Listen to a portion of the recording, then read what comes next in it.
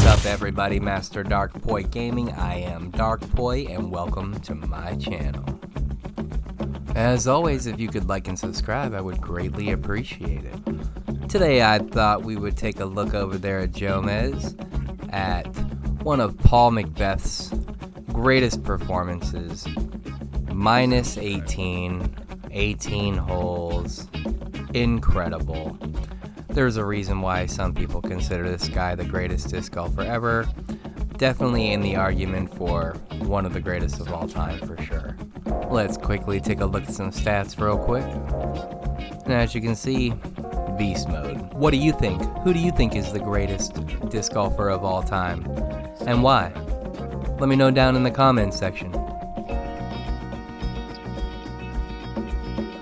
You know, I always thought to myself, like, I wonder what these guys are thinking when they walk up to the tee. Like, clear mind, thinking of nothing, or they have like 50 million lines running through their head, or do they just do what they do?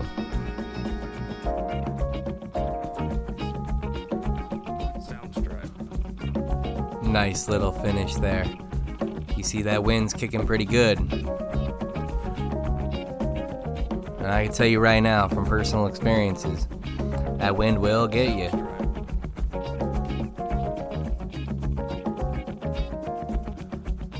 Looked like the park we went and played today with that puddle there.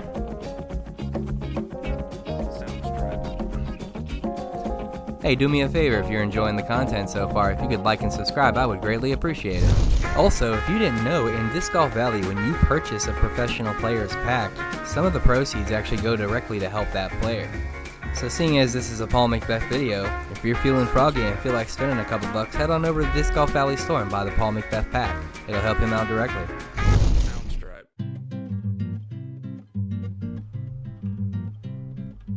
You know, it's funny, whenever I see these types of runs, individually, I think to myself, like, yeah, I've seen a pro, birdie that type of run, a bunch of times.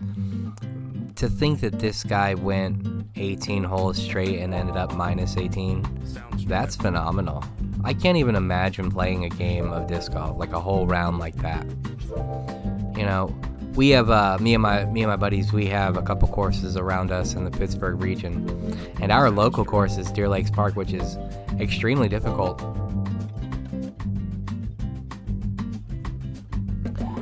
The thing is also right by us, we have a college course, Penn State, New Kensington. And the way this course is set up, it's like night and day compared to Deer Lakes Park.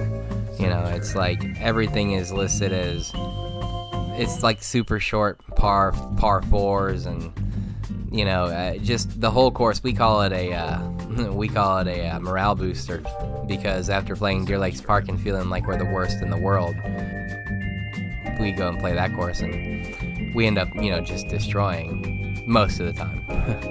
But today we went and played a place called Crooked Creek. Now, this is the second time we went and visited this place, but the course itself is, in my opinion, it's quite difficult. Not because they're anything nuts, but it's heavily wooded. Some of the holes are 800-900 feet. Yeah, I want to say like 800 some feet. And yeah, it's a super fun course. It's super nice, but it's just not one of those courses that's super easy. So today I had hit the rim, top of the rim, or chained out 13 times today. And my son Alexander tied me. He actually matched me on a couple of these holes because I played so badly because of the trees. Does not matter to me. I love disc golf, and I will play it till the day I die.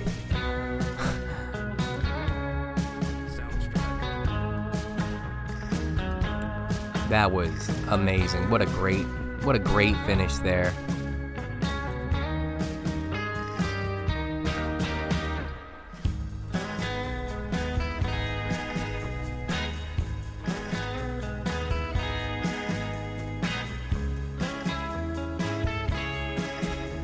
I want you to take a look right over here, and you'll notice that my disc is halfway in the rock.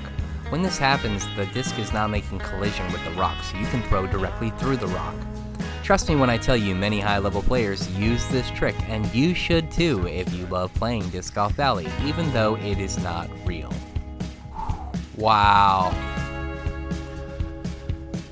I mean, you gotta give it to them. You know, when these pros just park these approach shots, I've seen many of them do it. Not saying it's easy, I'm just saying I've seen a lot of these guys throw these amazing shots where, you know, maybe it's not the longest shot, but the technicality is high, and they like just right there pin it, right there at the base of the basket. And I just think that's amazing.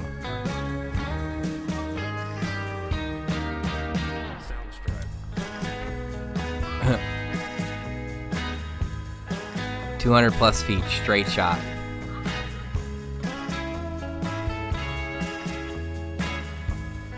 Quality finish through the thick. I always love seeing that too. Whenever I see somebody finish and like there's a bunch of tree branches or a tree directly, you know, trees right in front of them, or they have a bunch of tree branches like hanging over their face. I always love it when people make those shots. Most recently, Anthony Barella made a long-range shot where he had a bunch of trees like hanging over top of his head, and yeah, I just think it's awesome too.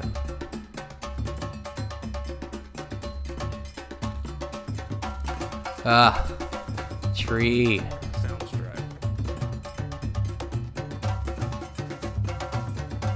Whoa, whoa, whoa, what was that? 1, 2, 3, 4.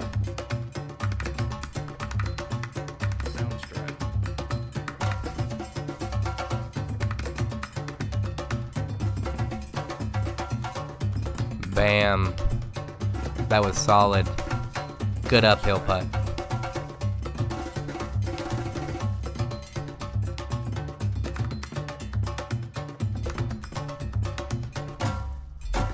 Sound stripe.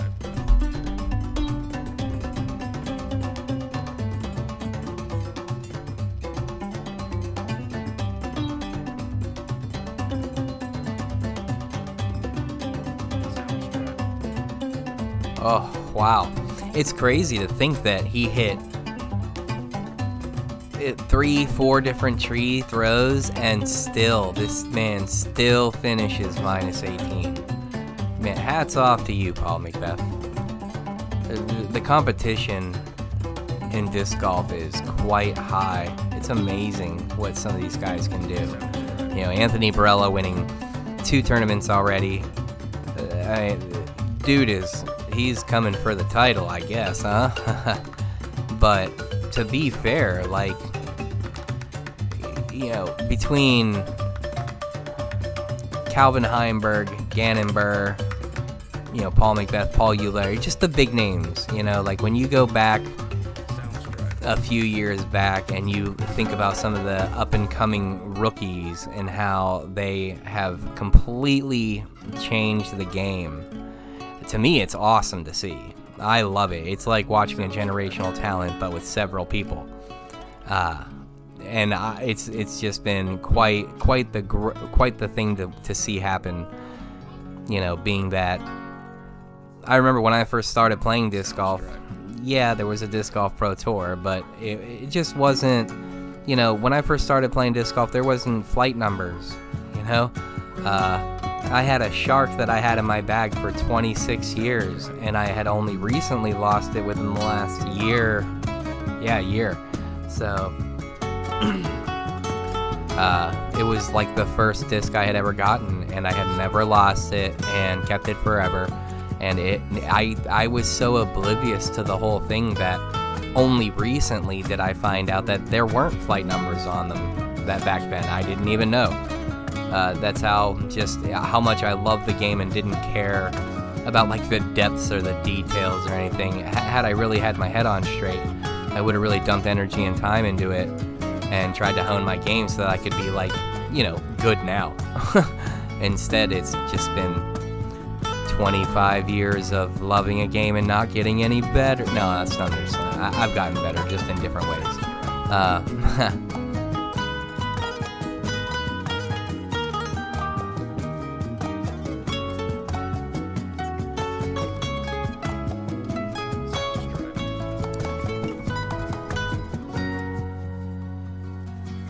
Another tree. It's like, can you think what Paul McBeth would have shot had he not hit any trees on this run? Could you imagine? Minus 21. Minus 20. I mean, what a crazy thought. That you understand that those are Disc Golf Valley numbers? They're like fantasy, you know? It's like, you know, what? Eagle, eagle, eagle, birdie, birdie, eagle, eagle, birdie, birdie, eagle, birdie, birdie, birdie, eagle, eagle, eagle, birdie. I mean, like, what do you have to do? And to think that anybody has done that in real life, that's insanity. But I love it.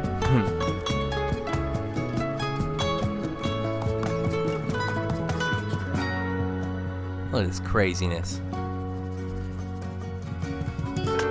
Wow.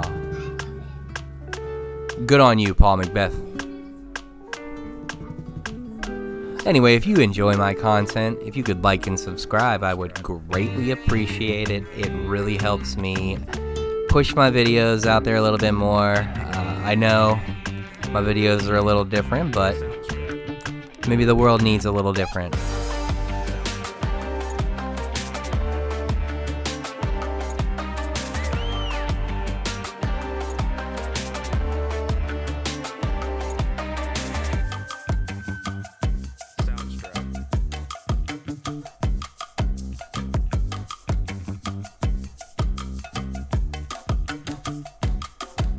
Oh, what a great putt.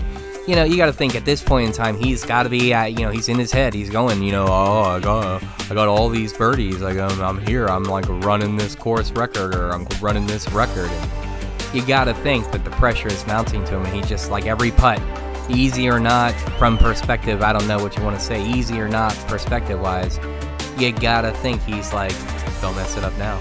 Don't mess it up now. You know, I know they say that, like, champions don't think like that, but I played lots of sports competitively, and I know what it's like when you're in it and how you're just like, don't mess this up.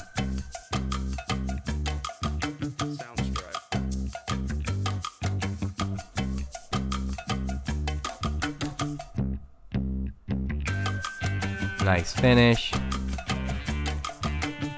And if you don't play disc golf, raised basket putting is hard. It changes everything.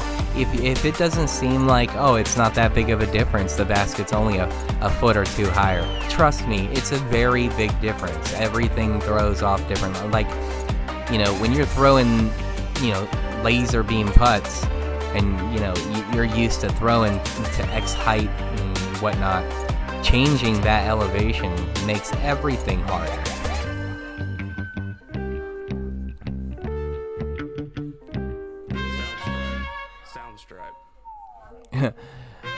You know, I also like to, whenever I watch the pros play, I like to watch how some of these guys, they look like they're just, you know, tossing a frisbee, playing catch style, tossing it, and like, yet the disc does these crazy, amazing things and goes so far, and it's awesome.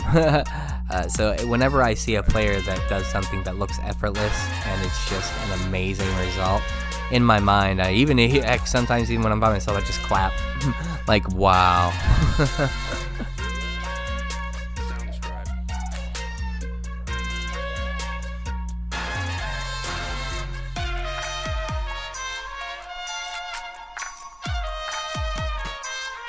Look at that.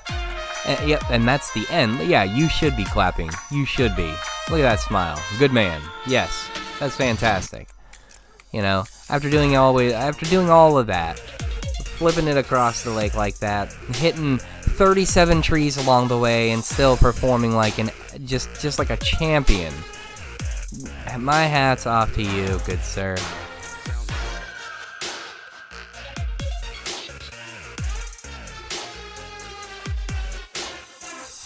I really love going back and checking out these old moments. You know, whether it be just a few years ago or 15 years ago, I don't care. Seeing things like this is awesome, and it reminds me how much I love this game. Hopefully, if you enjoy it, you'll come back and join me again on the next retro match. I hope you have yourself a wonderful day, and hopefully I'll catch you in the future.